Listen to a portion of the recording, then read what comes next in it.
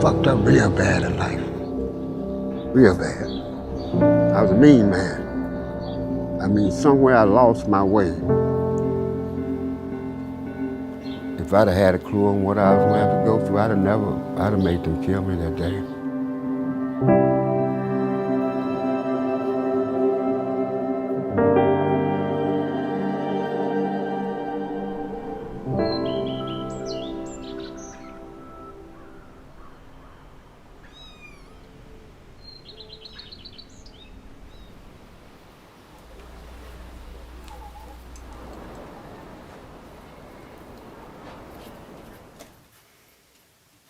He likes going and being with the guys.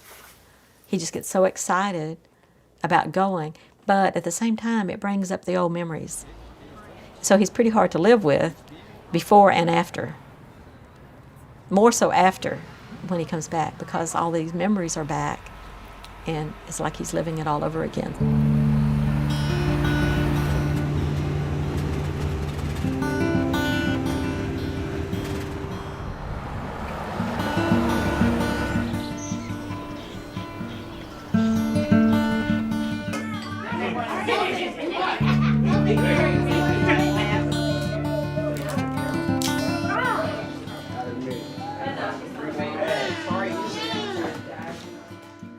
When we were younger, it was like people don't make fun of you in school because you like got a black dad and a white mom. And when my mom would come to school, they'd look at me like, "Are you adopted?"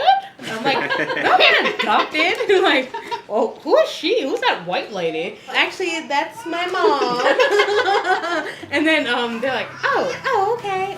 He was like, I guess we knew he was in jail. Yeah, But we didn't know it was like so serious. We didn't talk about it. I remember one night specifically, I sat outside with my dad, and he was like, "Well, you know, I met your mama in prison, and Wait, we used to kiss." Went out there? Yeah, it was just me and him, and I don't remember what age or anything. He was just like, we met in prison. He was like, yeah, she used to bring me burritos. We used to kiss through the bars. All I remember is just, that you guys met in jail. You were the nurse at the county jail, I think. And he was there, and so I don't remember the exact moment, but I remember hearing about him as the most political person on that tour. And I would go to his cell, and he'd say, "No, don't want anything."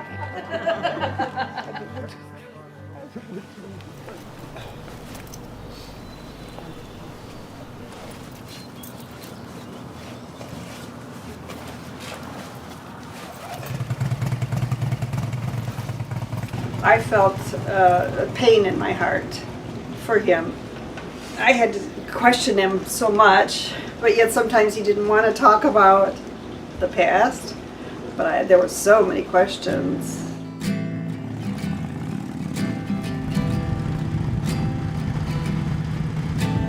How could you survive something like that?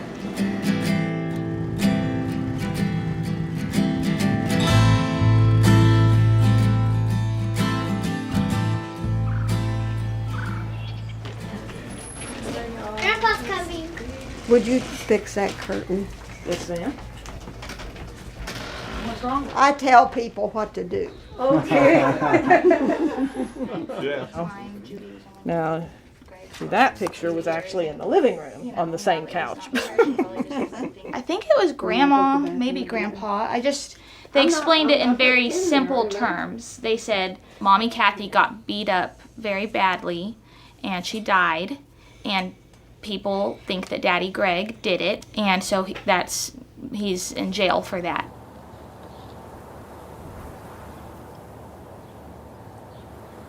Okay, my name's Greg Wilhoit. Now, my nightmare started on May 31st, 1985, when my wife was found murdered as brutally as anybody could imagine. She was strangled, her throat was cut, she'd been beaten up, she'd been raped, the whole 9 yards. And on TV and in the movies, you always see the juries coming in, boo-hoo, dabbing it. Not this bunch. It was the happiest group of people you ever saw. They were high-fiving each other, slapping each other on the back, It was ridiculous. It was obscene. But this is Oklahoma. And the judge says to me, he says, "Mr. Wilhoit, you've been found guilty by a jury of your peers." And I couldn't argue with that. Then he said, "You're sentenced to be executed by lethal injection." All right, I saw that one coming. Then he blindsided me, caught me unawares when he said, "If for some reason we cannot lethally inject you, we'll electrocute you." If the power goes out, we will hang you, and if the rope breaks, well, by God, son, we'll just take you out behind the jail and shoot you.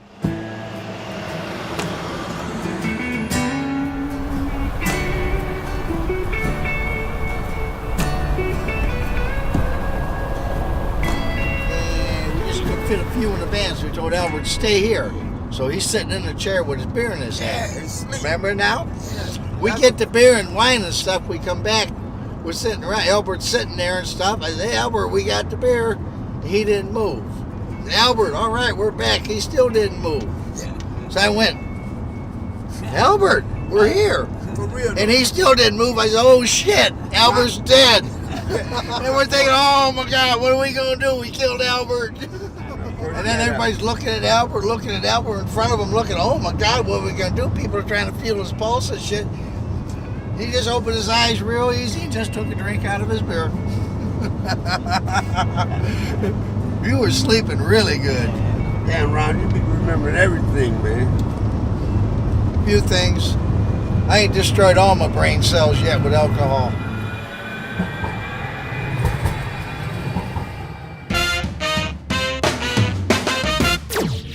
And once again for the Prison Show on KPFT Houston, 90.1 on your FM dial, 89.5 in Galveston. I am pleased to announce here in the show is the Witness to Innocence, the Texas Freedom Tour. We've got 8 exonerees in town tonight who have all been wrongfully convicted, sent to death row, and then exonerated. And Ron, you are from, let's see, New Mexico. No, I was on death row in New Mexico. I just happened to be passing through the state and wrong place, wrong time. You were just cruising down on your motorcycle. We never stopped in New Mexico. We cruised right through it, and the murder had happened a week before we even got there. A cop had killed this guy, and they literally framed us to cover up for the cop. Ooh. We at Witness to Innocence, we're all exonerated people from death row. We've all been on the road. We know what it's like down there. Right. Well, we're the people that are true to our word. We told them we ain't going to leave there. We're going to do something about it, and this is what we're doing. And the way we do this is we go all over, and we try to end the death penalty. When I went to death row, I wasn't arrested. I was rescued. I would have either died, been killed, shot, or I would have killed somebody because of biker wars, back and forth, people killing each other.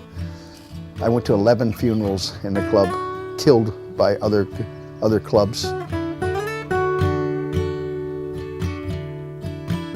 Yeah, when I got out, I didn't talk about it. A lot of people they go right to the press and they start talking, the media all over and stuff. I didn't, I hid.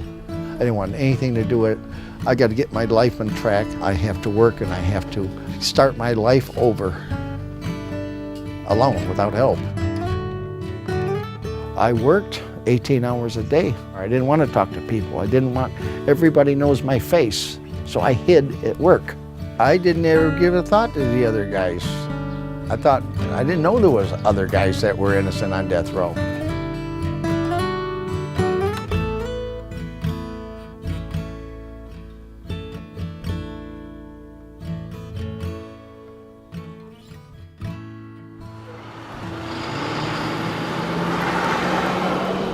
In the shower. A lot of times I'll practice my talking or my speech in the shower or sitting there watching TV with nobody's around. I like to keep it polished as much as I can, like speaking type of thing. No, I don't. I've never given the same speech twice. Never.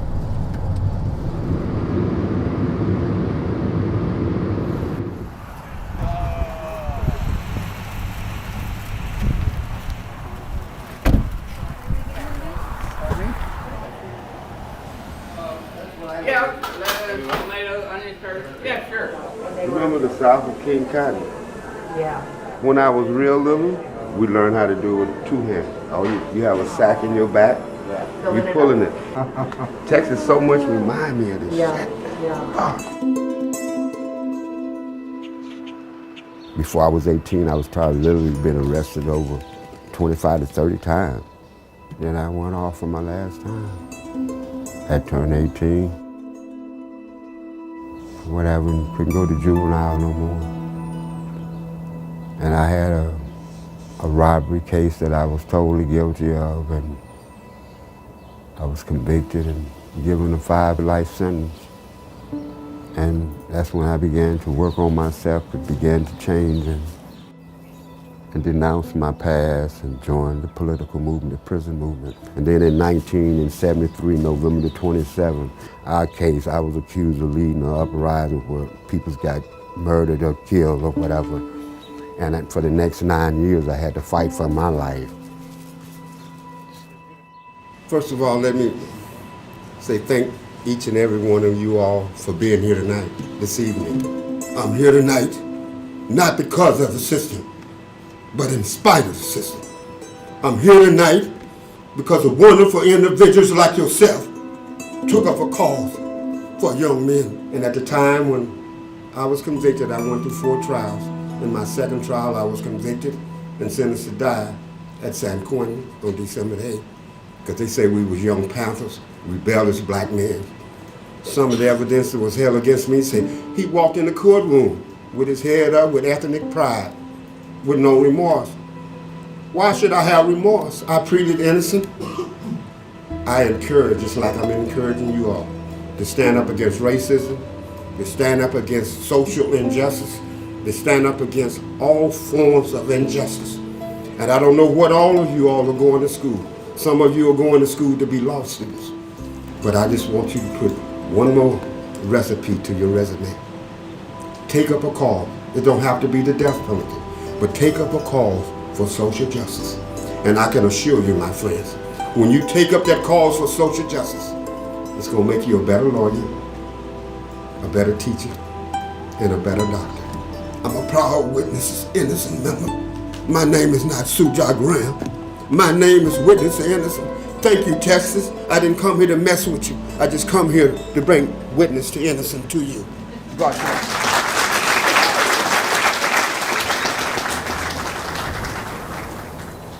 Did I believe in the death penalty? Yes. In some cases, I did. But yes, I did. I fight it now because I have met too many people that were innocent and were on death row and almost died. An innocent person.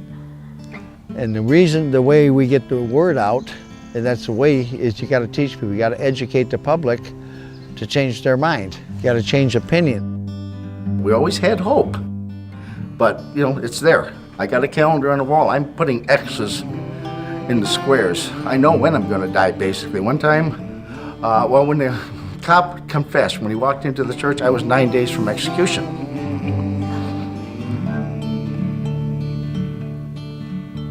We as death row survivors are here to add our voice to your movement, to your efforts. Remember, because one day it could be your mother, your father, your son, or your daughter.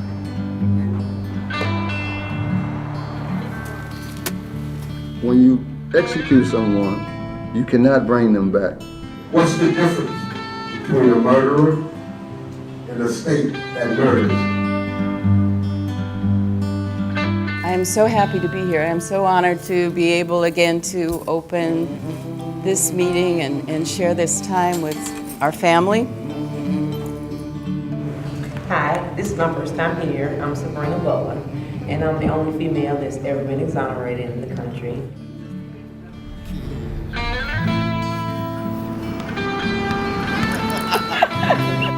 Now what you do with this, I'm gonna help out a little bit.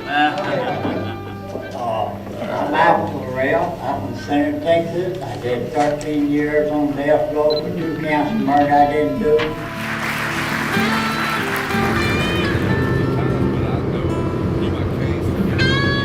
Death row's a spooky place. You hear other people crying at night. There's people killing themselves. You want to kill yourself. Everyone's sure that you're a monster. Everyone's positive that you're a monster and you deserve to die. Yeah, but when you use the term not guilty, it's different from the term innocent. But a jury doesn't find you innocent. A jury finds you not guilty or guilty. We survivors. We're not victims, we survivors. That's right. We survivors. That's it. That's the way to look at it. And we don't want revenge, we want justice. The special thing about Witness to Innocence was that just being with someone else that had been through this, it was like a veteran kind of meeting. They get to talk to each other. Nobody else in the world belongs to this club like they do. 156 of them.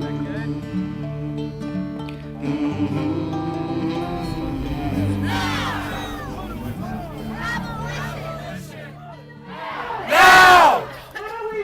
Abolition! Right fucking now! One of the best part of the gatherings, okay, is after everything's done and we go up and we pick some room. Usually it's my room. We party. We bring cases of beer and liquor. We bring it into the room and we're not on camera anymore.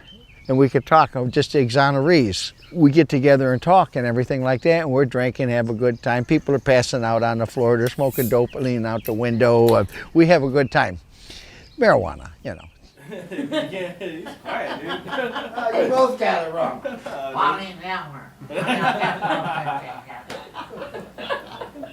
the first time I made Albert laugh. Well, but the thing about it, when we first come together, Albert wouldn't say anything. But Albert, now, Shujaa, you've been talking too much. I want to kind of sound. And he do his little Albert thing, right? Go ahead, Al. Hey, you know what? When I was death row, I never been to penitentiary before. Never been arrested for the you? tickets, no nothing. And you had to stay 13 years? 13 Before they realized that you was innocent? Yeah. Did you think they were going to kill you? Oh, they tried 3 different times. I remember when I got out of that prison, it took me, I could have walked out of the courtroom. I didn't want to go. Yeah. After 11 years, I said, I got to go back up to my cell. Right. I couldn't believe after 11 years. And I had a feeling I can get from under the death penalty eventually, but I probably have to spend the rest of my life in prison because of the way they was conspiring against me. Yeah. And they'd have killed me in that prison. If I'd had any type of clue on how I was going to be treated and abused, I was going to go for it. I was going to make them kill me. You want to take a cigarette break? Yeah. All right.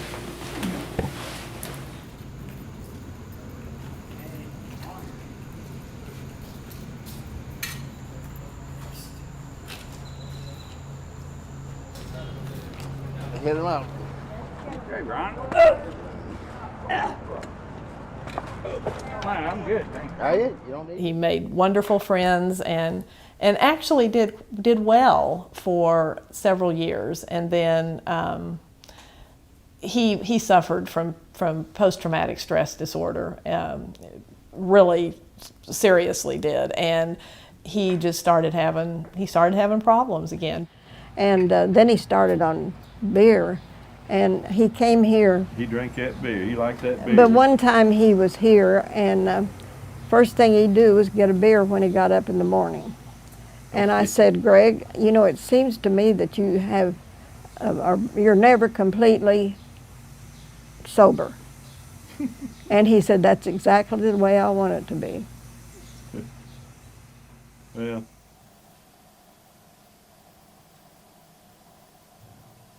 A lot of people, when they leave prison, they think they're free, they're done. They don't know something horrible followed them off of death row, and that's post-traumatic stress disorder. They don't know what it is. They've heard the term, I don't have that, I'm fine, I don't feel anything. They don't understand all these symptoms that they're having. They don't understand that they're having nightmares, that they're having flashbacks. They don't understand the anxiety attacks. The depression is the worst. Depression is the worst. That's basically what drives people to drugs and the alcohol. One thing early on, he said, after he was down there, he said, now, I want you all to continue your lives. And don't worry about me. So that carried us.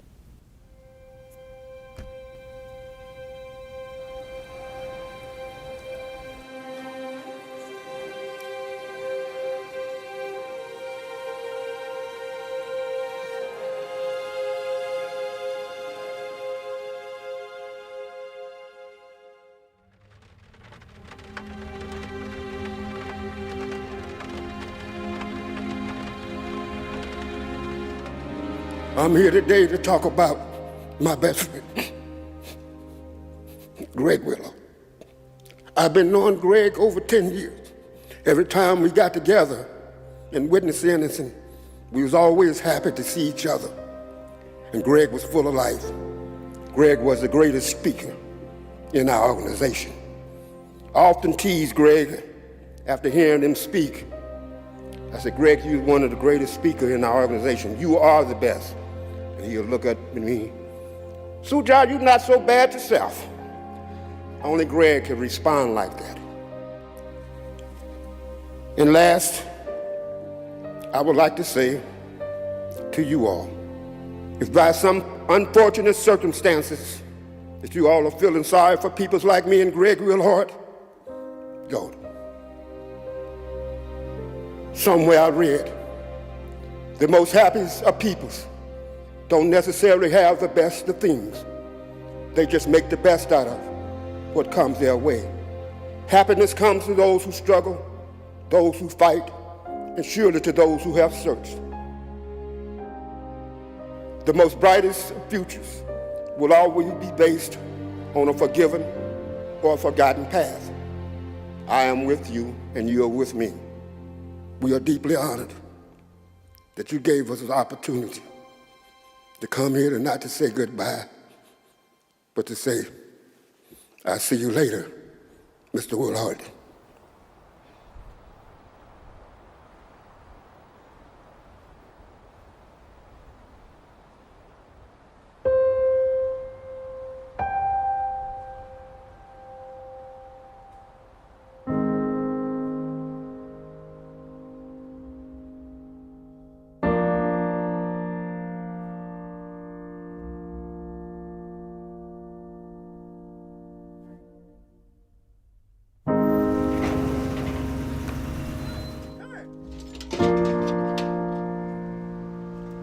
I'll see you when I get back.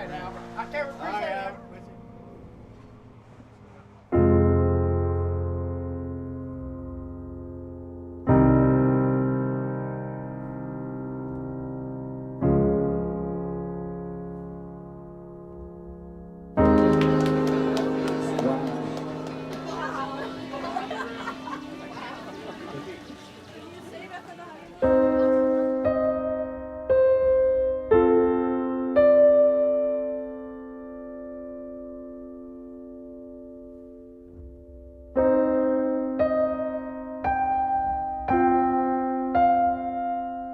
Just hit it again out there, you're gonna be out.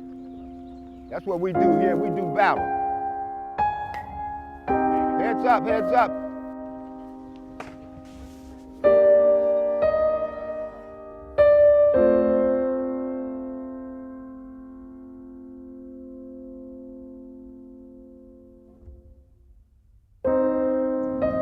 We're not white, but we're human beings.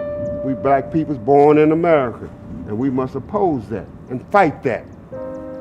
It's not about Dan Bright, it's not about Shujaa Graham. Know what it's about? It's about the world.